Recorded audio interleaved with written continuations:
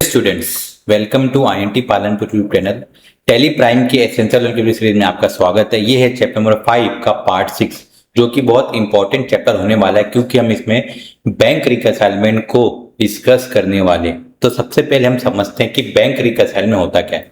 Bank रिकंसाइलमेंट आपके cash book और आपके बैंक बुक मीन्स आपके पासबुक के अंदर होने वाले मिसमैच को आइडेंटिफाई करने के लिए यूज किया जाता है।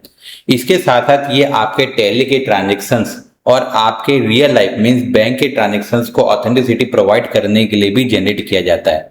ये आपके पासबुक या जिसे आप स्टेटमेंट कहते हैं और टैली के बुक जो आप टैली में ट्रांजैक्शंस करते हैं उसको क्रॉस वेरीफाई करने के लिए भी हेल्प करता है। मींस अगर आप अपने टैली के अंदर पर बैंक रिकंसाइलमेंट को नहीं करेंगे तो कई सारे बैलेंस के अंदर पर मिसमैच आ सकता है। तो इसीलिए अपने टैली के अंदर पर बैंक रिकंसाइलमेंट करना कंपलसरी है। इसके साथ साथ आप अगर अपने टैली के अंदर पर या आपके पासबुक का जो बैलेंस है वो मैच नहीं होता है तो इस चीज को प्रॉपर तरीके से मैनेज करने, प्रॉपर तरीके से एरर फाइंड करने के लिए या कोई मिसिंग ट्रांजैक्शंस को देखने के लिए बैंक रिकंसाइलमेंट बहुत जरूरी होता है। अब याद रखिए कि क्या रीजन हो सकता है कि आपको अपना बैंक रिकंसाइलमेंट के स्टेटमेंट को देखना पड़ता है या करना पड़ता है। सबसे पहला कारण ये होता है कि अगर आपने कोई चेक इशू किया और उसका पेमेंट नहीं किया है उसके डिफरेंस को देखने के लिए। दूसरा, अगर आप चेक कलेक्ट कर दिए लेकिन आपने उसको बैंक में डिपॉजिट नहीं किया है इसे भी देखने के लिए। या आपको कोई बैंक चार्ज लगा है लेकिन आपने अपने अकाउंट में उसकी एंट्री नहीं करी है उसे देखने के लिए। और साथ ही साथ अगर आपका कोई चेक डिसऑनर हो गया उस चीज को मैच करने के लिए। तो चलिए अब समझते हैं कि बैंक रिकंसाइलमेंट कितने टाइप्स के होते हैं। टैली में आप बैंक रिकंसाइलमेंट 2 टाइप से कर सकते हैं। पहला होता है मैनुअल बैंक रिकंसाइलमेंट और दूसरा होता है ऑटो बैंक रिकंसाइलमेंट। अब मैनुअल रिकंसाइलमेंट होता क्या है, यहाँ पर आपको अपने बैंक डेट को मैनुअली एंटर करना होता है आपको सारे अपने बैंक ट्रांजेक्शन्स के अंदर पर।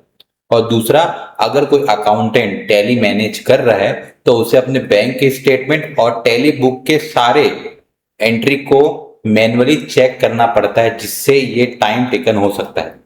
दूसरा एक ऑप्शन होता है जहां पर आप ऑटो बैंक रिकंसाइलमेंट टैली का यूज कर सकते हैं। इसमें बैंक डेट ये सारे बैंक के बल्क ट्रांजेक्शन के लिए होता है जहां पर आप बहुत सारे ट्रांजेक्शन को एक साथ बैंक डेट का रिकंसाइलमेंट कर सकते हैं। इसमें आप बैंक स्टेटमेंट की एक्सेल शीट को इंपोर्ट करके सारे रिकंसाइलमेंट को मैच कर सकते हैं। इसका मतलब ये सारा प्रोसेस ऑटोमेटिक होता है जिससे आपका बहुत सारा टाइम बच सकता है। तो चलिए अब हम लोग प्रैक्टिकल की तरफ चलते हैं जहां पर हम अपना मोस्ट इंपॉर्टेंट पार्ट देखने वाले हैं, जहां पर आज मैं आपको मैनुअल बैंक रिकंसाइलमेंट सिखाने वाला हूं। तो अगर आप अपने टैली के बैंकिंग फीचर का यूज करके बैंक रिकंसाइलमेंट को यूज करते हैं तो आप क्या क्या चीजें उसमें कर सकते हैं। तो आप रिकंसाइलमेंट के स्टेटमेंट्स को कॉन्फ़िगर कर सकते हैं, इवन उसे प्रिंट भी कर सकते हैं। उसी स्क्रीन से आप कोई वाउचर भी क्रिएट कर सकते हैं। इसके साथ साथ ऐसा कोई सा बैंक रिकंसाइलमेंट जो कि अभी तक आपने रिकंसाइल नहीं किया है मींस अनरिकंसाइल्ड ट्रांजैक्शंस का ओपनिंग बैलेंस निकाल सकते हैं। इसके साथ साथ किसी वाउचर में कोई अकाउंट लेजर को अल्टर कर सकते हैं और आपके instrument date, particular types, voucher डेप्स को फिल्टर करके भी आप उसको सारा रिपोर्ट्स डिस्प्ले करवा सकते हैं। तो चलिए अब हम क्या करते हैं, इसका एक प्रैक्टिकल देखते हैं जहां पर IT computer education perform the manual bank reconcilement for Kotak bank current account for transactions. तो यहां पर हम अपने कोटक बैंक अकाउंट का एक मैनुअल रिकंसाइलमेंट करेंगे जिसके लिए कुछ डिटेल्स की रिक्वायरमेंट हमको होगी। तो यहाँ पर देख सकते हैं कि मैंने voucher date, particulars, amount, instrument number, instrument date और बैंक का डिटेल्स कुछ दिया हुआ है। तो पहले समझते कि होता क्या है। तो वाउचर डेट में वो डेट होता है जहां पर हमने अपने टैली के अंदर पर उस स्टेटमेंट्स की या उस ट्रांजैक्शंस की एंट्री करी है। पर्टिकुलर में लेजर्स वाउचर होते हैं। अमाउंट जो अमाउंट हमने वहां पर एंट्री करी हुई है। इंस्ट्रूमेंट नंबर और इंस्ट्रूमेंट डेट हमारे चेक का डिटेल्स होता है और बैंक डेट वो डेट होता है जहां पर हमने बैंक में उसके ट्रांजेक्शन किया मीन्स इसी चीज को हमको रिकंसाइल करना है।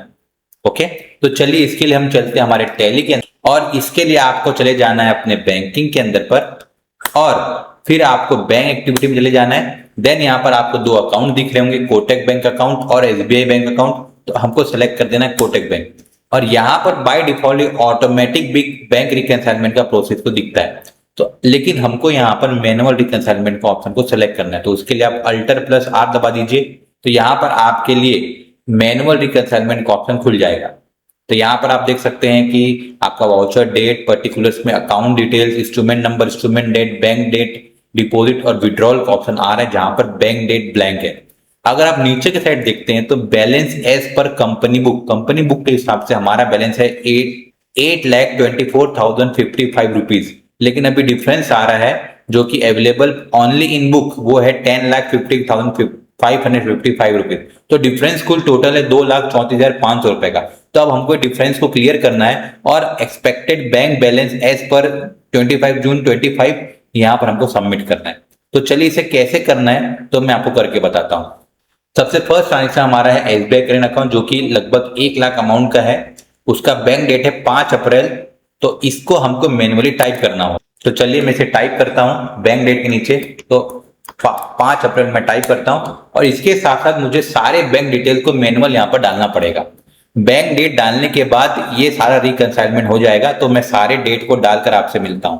तो जैसा कि आप देख सकते हैं, जैसे ही मैंने सारे बैंक डिटेल को फुलफिल कर दिया, यहाँ पर मेरा bank balance as company book 8,24,055 rupees आ गया और एक्सपेक्टेड बैंक बैलेंस मींस मेरा बैंक बैलेंस भी 8,24,055 रुपीज आ गया। इसका मतलब हमने रिकंसाइलमेंट कंप्लीट कर लिया। तो इसे मैं एक्सेप्ट कर लेता हूं और अब हम अपने बैंक का अमाउंट चेक करेंगे। तो उसके लिए आपको Alt+G दबाना है और लीडर वाउचर में चले जाना है और यहां पर आपको कोटक बैंक को सिलेक्ट कर देना है। तो आप देख सकते हैं आपके कोटक बैंक का जो क्लोजिंग बैलेंस है, मीन्स आपके टैली में जो क्लोजिंग बैलेंस आया वो है 8,24,055 रुपीज और आपके बैंक स्टेटमेंट में भी यही अमाउंट रिफ्लेक्ट करेगा। इसका मतलब आपने रिकंसाइलमेंट करके आपके फिजिकली सारे अमाउंट को और टैली बुक के अमाउंट को मैच कर लिया। इसका मतलब परफेक्ट बैलेंस हमको मिल चुका है। तो इस तरह से आप मैनुअल रिकंसाइलमेंट को कर सकते हैं। तो मिलते हैं हमारे नेक्स्ट वीडियो में, तब तक के लिए हैप्पी लर्निंग।